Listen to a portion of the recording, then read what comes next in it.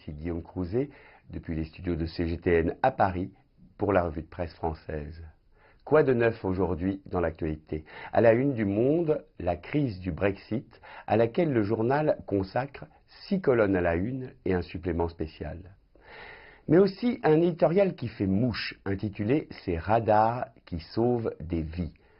À la faveur du mouvement des Gilets jaunes, les 2/3 des radars installés en France et qui contrôlent la vitesse des véhicules ont été saccagés par des citoyens en colère. Certains ont cru, écrit le journal, que casser le thermomètre réglerait une fois pour toutes le problème. Des actes de vandalisme qui font que les excès de vitesse ont explosé de 268% en décembre dernier et qu'en janvier et février, la route en France a compté plus de 500 morts.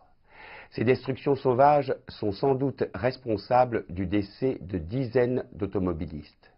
Rappelons enfin que 92% des recettes dues aux amendes radars sont réinjectées dans la réfection du réseau routier et donc renforcent la sécurité routière.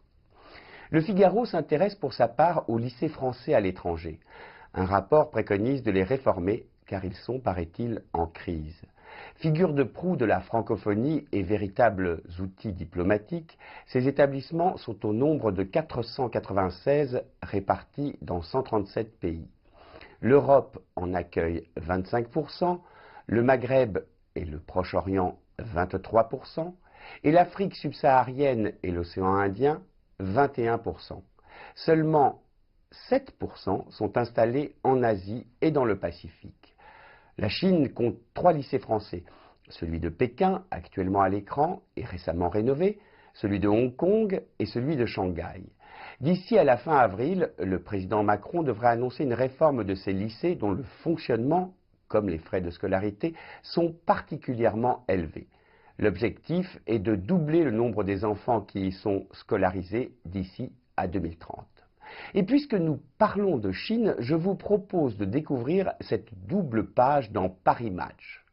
Dans une falaise du Xiangyang, au centre du pays, dans la province du Hubei, des ouvriers s'affairent à sculpter le visage de Fuxi, héros de la mythologie chinoise.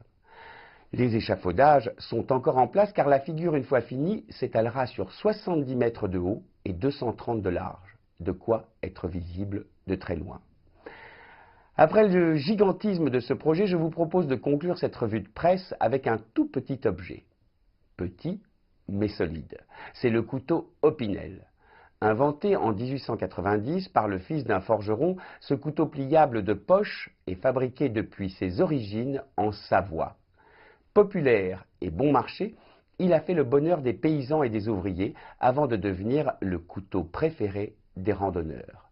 Le manche est taillé et poncé dans le bois, du hêtre, du charme, du bouleau, mais aussi du chêne et du noyer et même du palissandre pour certains modèles de luxe. Les lames sont fabriquées à Lyon et assemblées dans les ateliers de Chambéry avec cette petite virole tournante qui permet de les bloquer une fois le couteau ouvert. Il s'est vendu l'an dernier près de 4 millions d'Opinel dans le monde, ce qui pourrait s'apparenter à un grand destin pour un si petit couteau. C'était Guillaume Crouzet depuis les studios de CGTN à Paris pour la revue de presse française.